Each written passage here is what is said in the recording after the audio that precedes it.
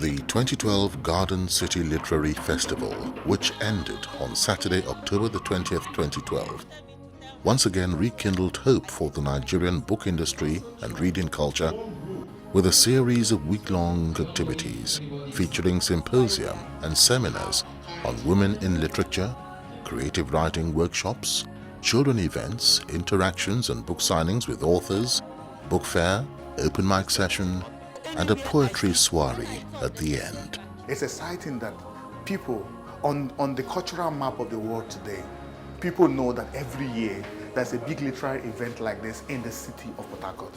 It's a great achievement. I, for one of the things I've been through the programs that helped me to fortify my library. Because anywhere I go to, I see books, I buy them, and use it to strengthen my library. As usual, the festival attracted prominent names in African literature. Though the focus of this year's festival was on women in literature, it wasn't restricted to female writers.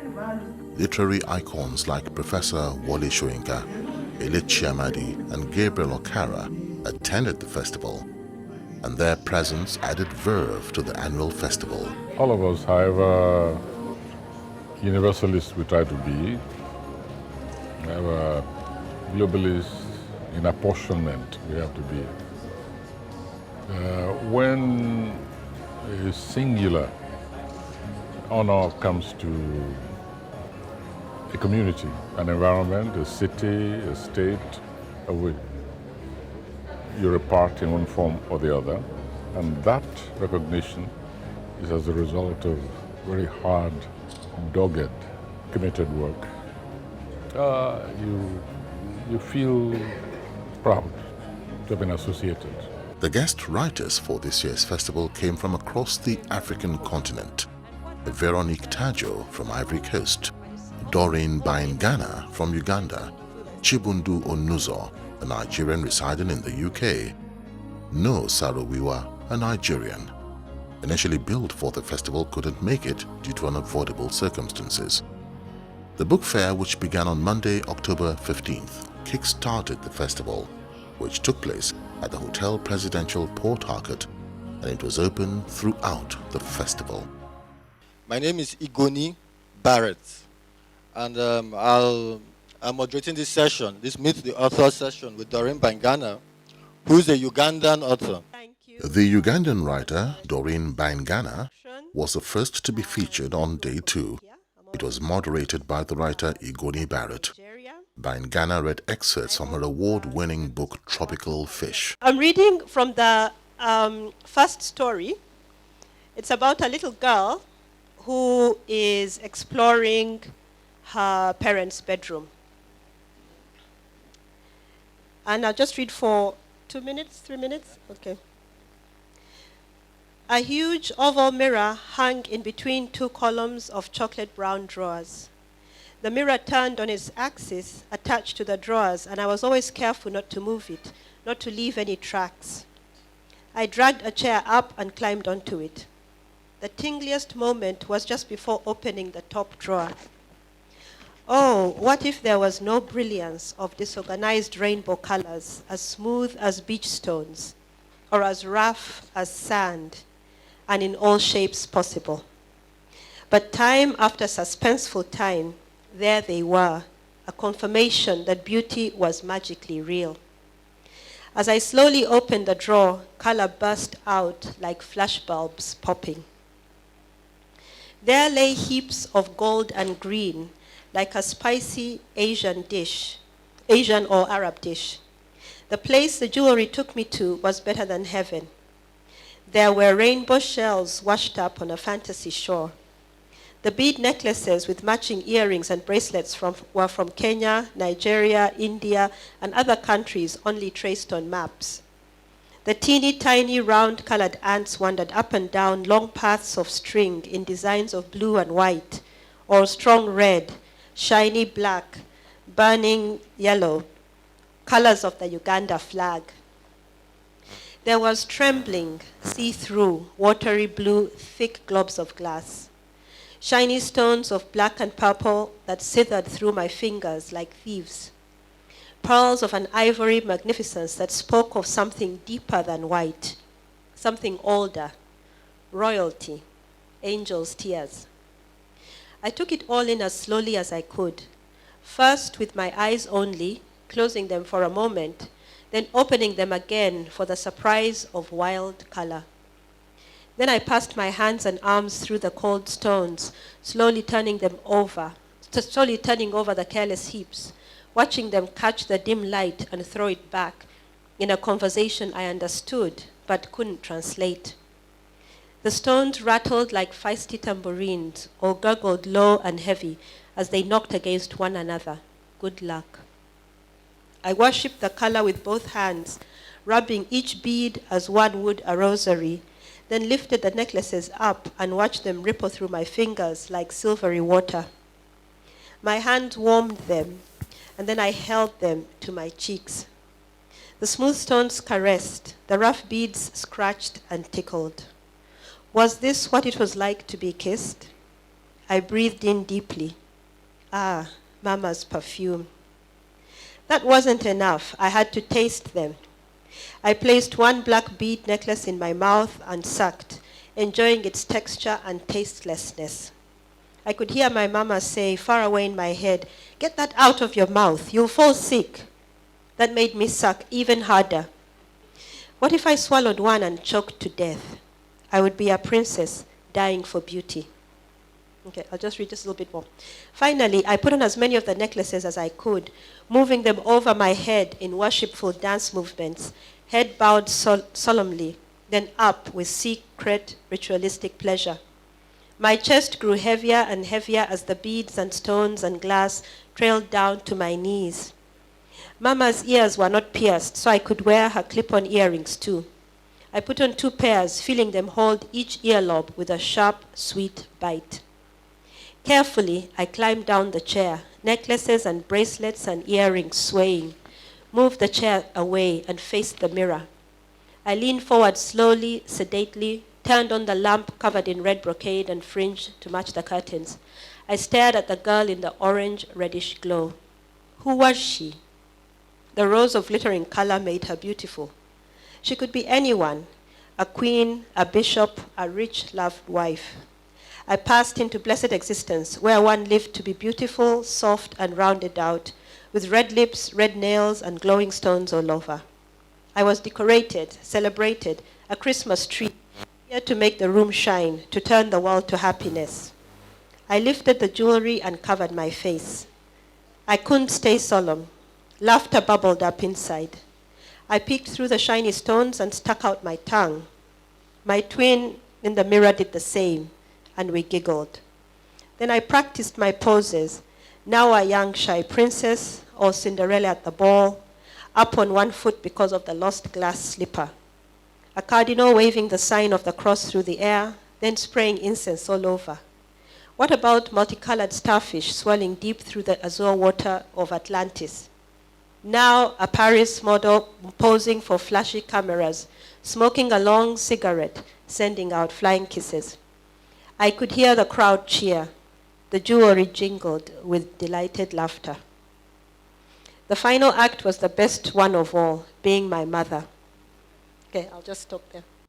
Asked whether there were peculiar challenges she faced as a female writer, the Ugandan said getting published was a real challenge for all writers of all sexes, but for her, it was more of taking care of her baby. I believe that there are challenges we all face as writers, right? Just getting published, just being able to become a writer, it's a challenge in and of itself.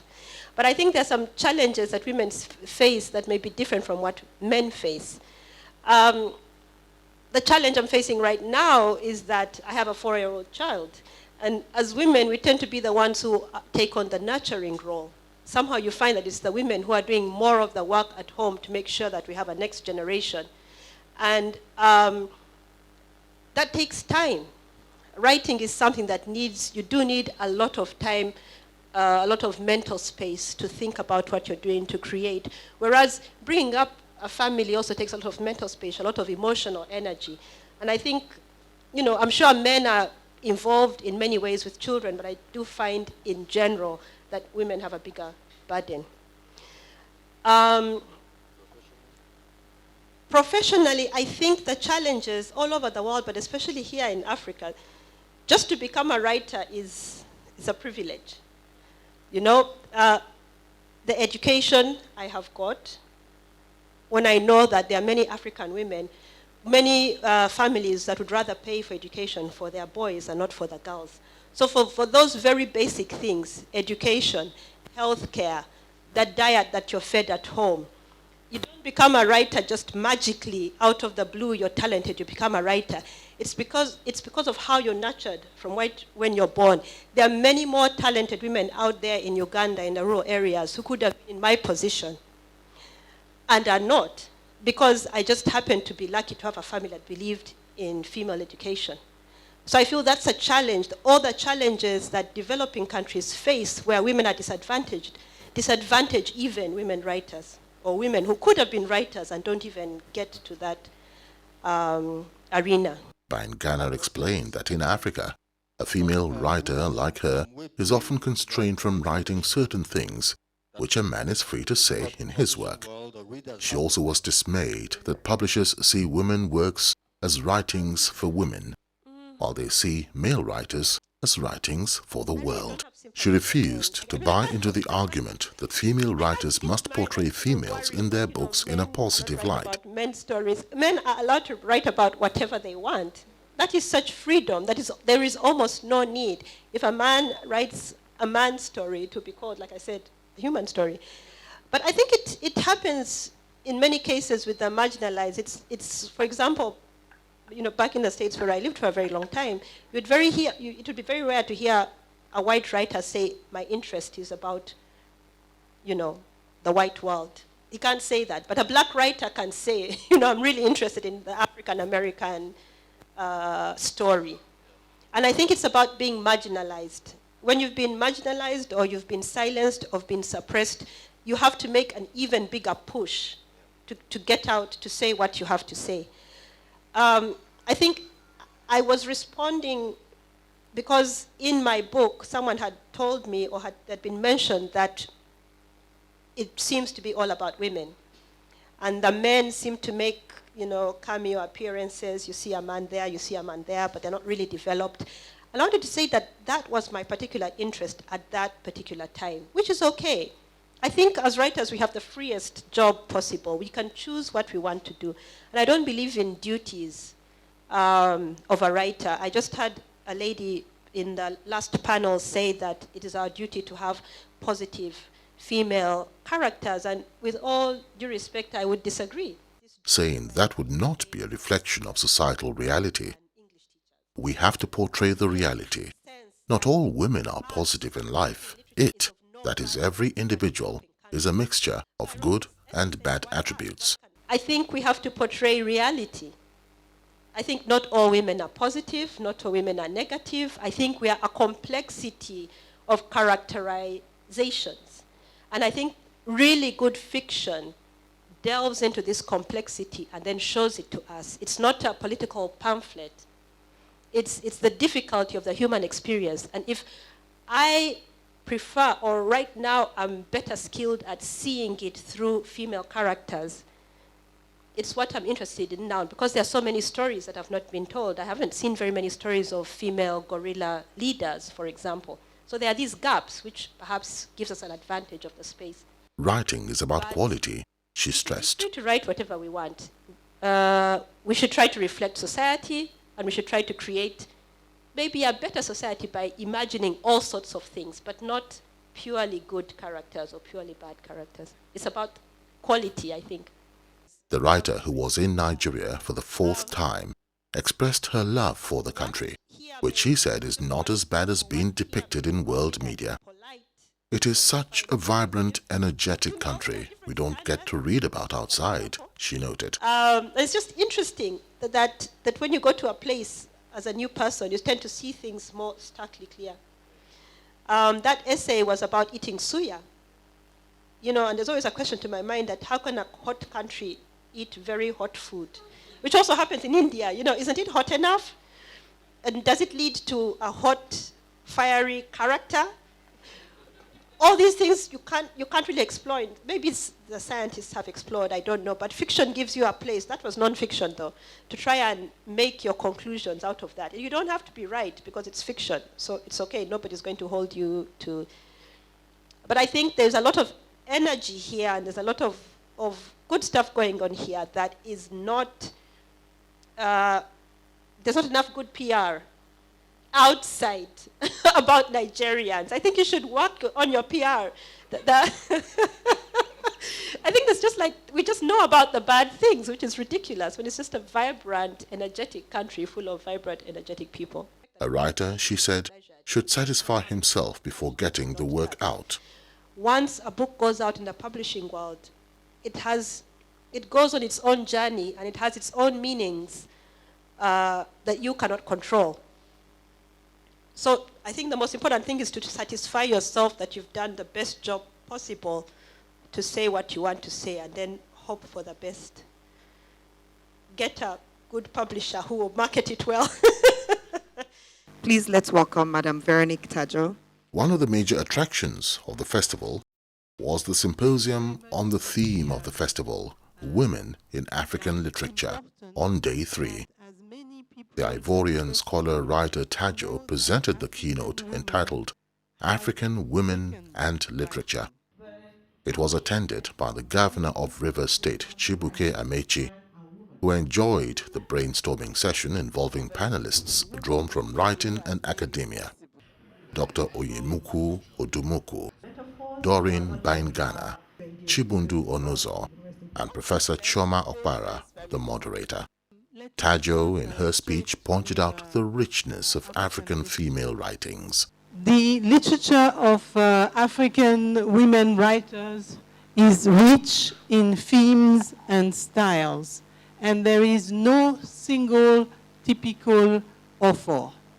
Indeed, women writers come from different backgrounds, not only in terms of their cultural and national identities, but also regarding their education, social class, religious affiliation, or political inclination. Women writers come from different backgrounds, not only in terms of their cultural and national identities, but also regarding their education, social class, religious affiliation, or political inclination. In the 1990s, she informed, there was a concerted effort by African women writers and scholars to theorize feminism in Africa, thus leading to the coining of several expressions such as African feminism, black feminism or womanism, and even Africana womanism. There was also motherism or Afro-femcentrism, and more recently terminologies like Stiwanism or Nigo-feminism. What Loretta Ngobo is saying here is that women, even today, still need to fight in order to find their place in society. So I'm going to ask the question, and how do you call this fight? Is it feminism? Well, let's talk about it, because feminism is generally associated with the increased visibility of African women in all walks of life. And that includes, of course, literature. However, the word itself, that is feminism, appears to be problematic for a substantial number of African women.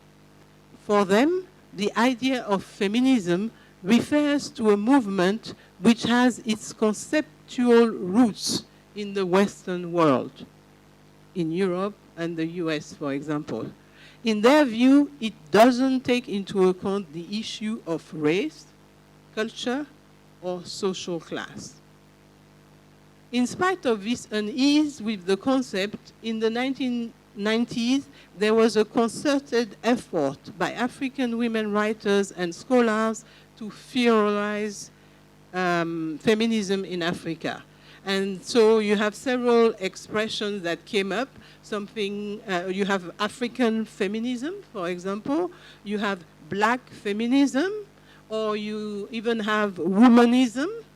and then you have Africana womanism, then you have Moverism, then you have Afrofemcentrism, and then you have Stewanism, and then you have Negofeminism. And I'm sure there are more words coming up.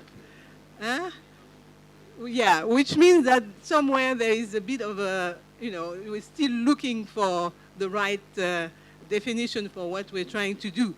But for Molara Ogundipe Leslie, who is one of your professors, the Nigerian, and who is a Nigerian feminist and activist, and the one who came up with STIWA, which is an acronym for social transformation, including women in Africa. This ambivalence in relation to feminism is not really the problem. Whatever content we give to the word and its variants, these many variants, the bottom line is that it will always be relevant to the female condition in Africa.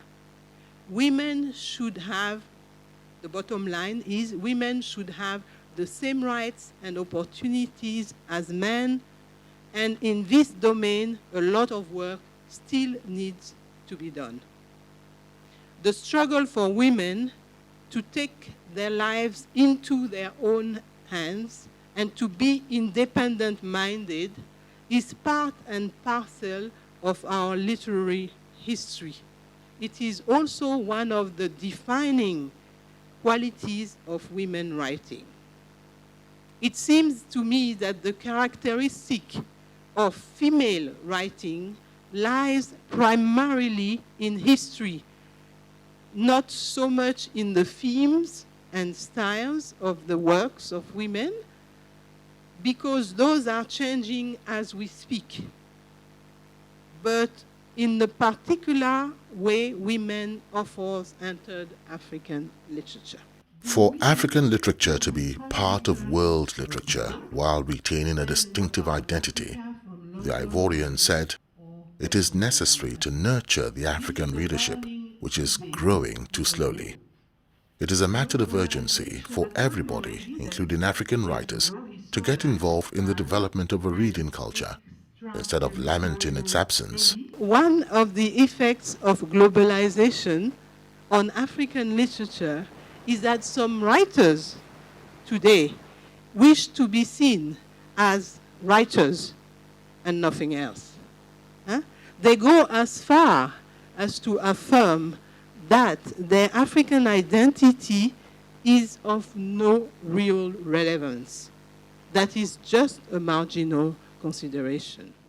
Tajo also affirmed that women writers are continuing the path opened by their male and female predecessors, and that our expectation is that their increased visibility and scope will allow for new readings of history and the elaboration of new thinking about Africa today. If at first this may seem like a reasonable proposition, it nevertheless forces us to reflect on it.